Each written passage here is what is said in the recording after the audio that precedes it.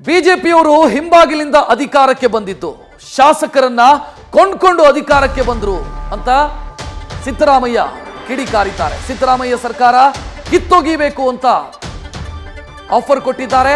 50 ಶಾಸಕರಿಗೆ ಕೋಟಿ ಆಫರ್ ಕೊಟ್ಟಿದ್ದಾರೆ. ಭ್ರಷ್ಟಾಚಾರ ಮಾಡಿಲ್ಲ ಅಂತಾರೆ. ಇದಕ್ಕೆ ದುಡ್ಡು ಹೇಗೆ ಬಂತು? ನಮ್ಮ ಶಾಸಕರು ಒಪ್ಪದೇ ಇದ್ದಿದ್ದಕ್ಕೆ ನನಗೆ ಮಸಿ ಬಳಿಯುವಂತೆ ಕೆಲಸ ಮಾಡಿದ್ದಾರೆ ಅಂತ ಸಿಎಂ ಗಂಭೀರ ಆರೋಪ ಮಾಡಿದ್ದಾರೆ. ಮೈಸೂರಲ್ಲಿ ಬಿಜೆಪಿ ವಿರುದ್ಧ ಸಿದ್ದರಾಮಯ್ಯ ಗಂಭೀರ ಆರೋಪ ಮಾಡಿದ್ದಾರೆ.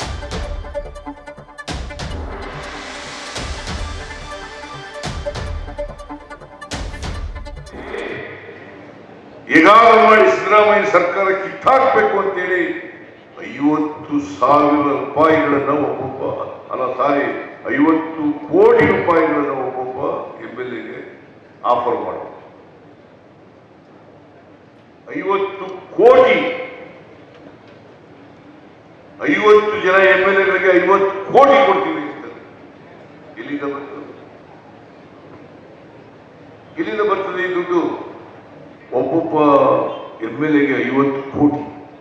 ನಮ್ಮ MLAಗಳು ಯಾರು ಕೂಡ ಹೋಗ್ಲಿಲ್ಲ, ಹೋಗ್ತಿತ್ತು.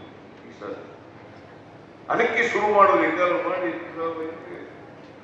ಬಳದು ಅಧಿಕಾರ ತೆಗೆದುಹಾಕಿ ಏನಾರ ಮಾಡ್ತಾರೆ.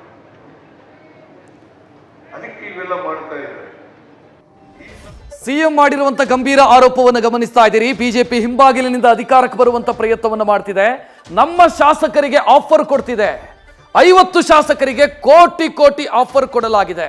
ಆ ಮೂಲಕ ಸರ್ಕಾರ ಬೀಳಿಸುವಂತ ಪ್ರಯತ್ನವನ್ನ ಬಿಜೆಪಿ ಮಾಡ್ತಿದೆ ಅನ್ನೋದು ಸಿಎಂ ಸಿದ್ದರಾಮಯ್ಯ ಮಾಡ್ತಾ ಇರುವಂತ ಆರೋಪ.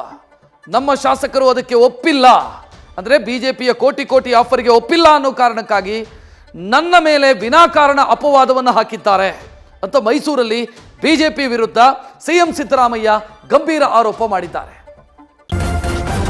ನ್ಯೂಸ್ ಫಸ್ಟ್ ನಿರ್ಭೀತಿಯಿಂದ ನಿಮ್ಮ ಪರವಾಗಿ.